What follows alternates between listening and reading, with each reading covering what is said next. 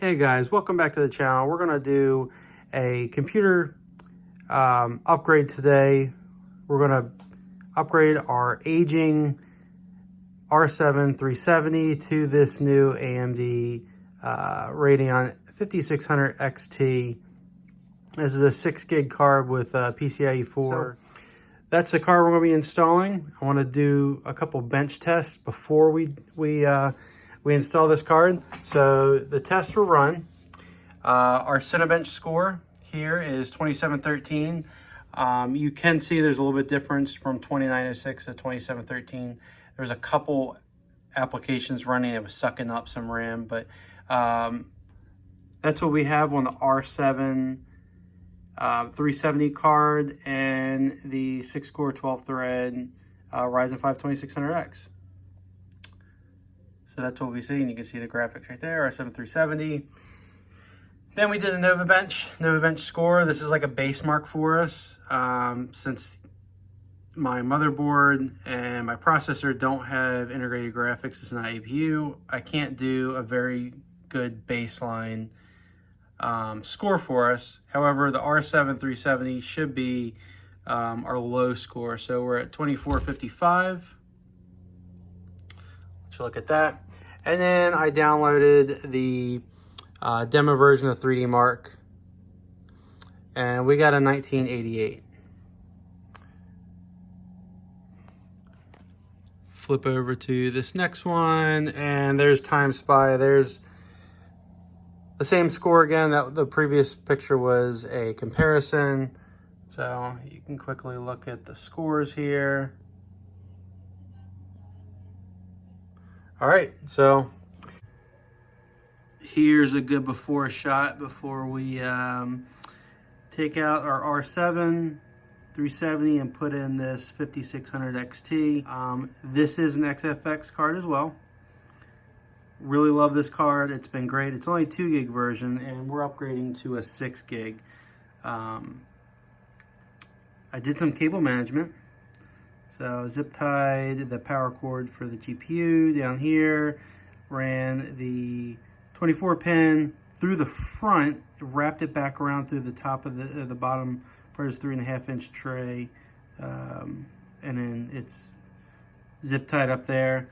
And then the 4-pin connector does the same thing, goes up and comes in here and zip ties. So I think for an old case that has zero capability of a cable management, there's no way to run any cables in the back of it. I think this is really good. All right, let's install this Radeon RX 5600 XT. Okay, this card is monstrous. I mean, this is the biggest graphics card I've ever used. You do have a cover over here off your PCIe header. It's got some protective plastic on it. There we go. Nice. She looks good. So on the side here we have,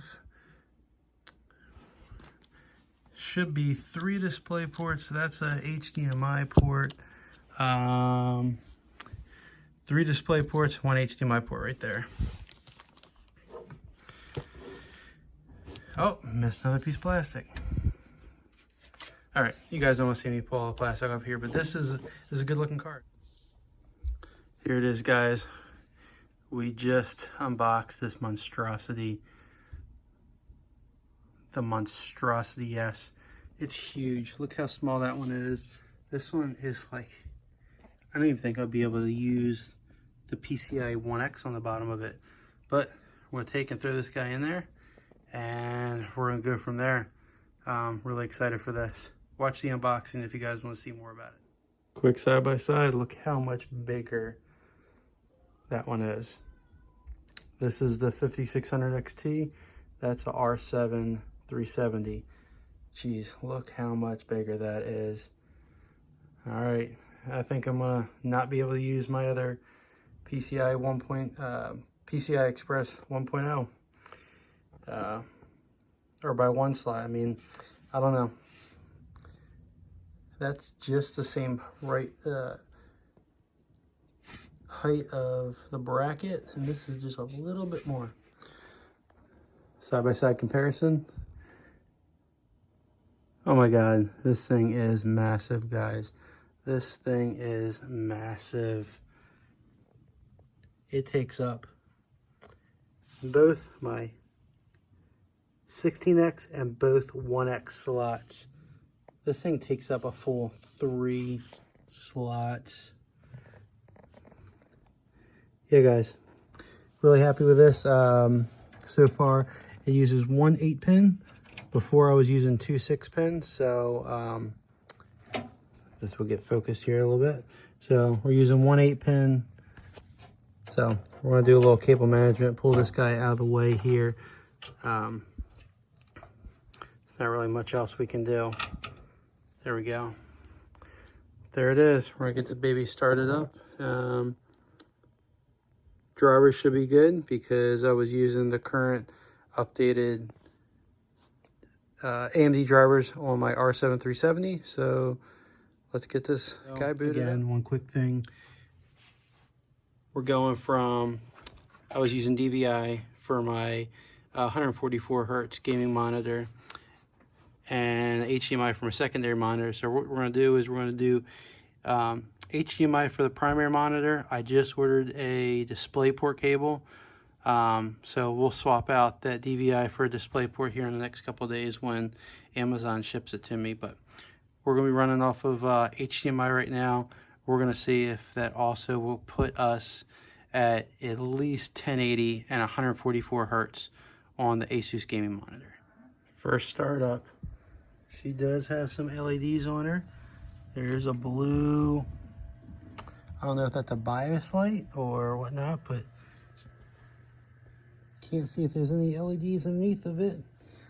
But the XFX light is lit up, which is really cool. I did not expect that. And we posted. So let's get in here and see what it's like. I can only get 60 hertz out of this guy, which I expected that. But that's okay. It came up. It came up at 1080, no problems. But that's all we're gonna get for another couple days. So I might hold off on publishing this video until after I get the new DisplayPort. Okay guys, so it's been a couple days. I want to quickly wrap up this video. I was meaning to get it out earlier this week, last weekend, but here it is. Here's a an idle screen from the new Radeon software, and this is great because it's got now streaming capability built into it. It also can do an on-screen display with your metrics overlay right there. If you click that button, it will flip your metrics display on.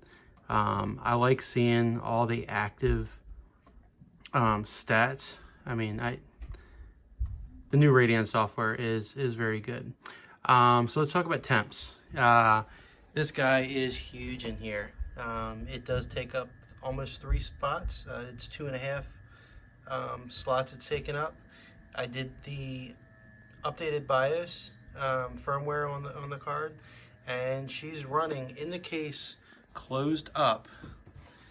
Under maximum load, I'm running about 71 to 72 degrees Celsius, and at idle right now we're showing around 49 degrees.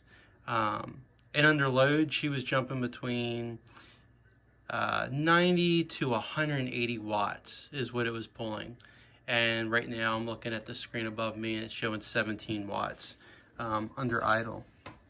The side of the panel here did get a little bit warm after we were playing some Call of Duty, some Doom, and we were playing some Destiny last night, and it's doing excellent. Only thing I'm going to really change out in the near future is this Cooler Master fan is not a high enough CFM, so it's the idle speed is not enough to really pull out that air. And maybe put a fan on the front to suck it. Maybe put that one up on the front and do a higher exhaust fan on the back. But really happy with the build. I'm really liking this stealth look. I have been honestly looking at newer cases that actually have a piece of glass on the side, better fan pull on the front to get more intake, more exhaust. But you know what? I'm happy with it.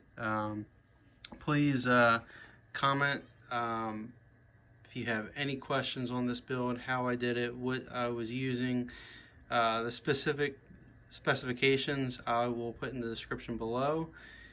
This build was a $280 build for everything on the board there. I had the fan.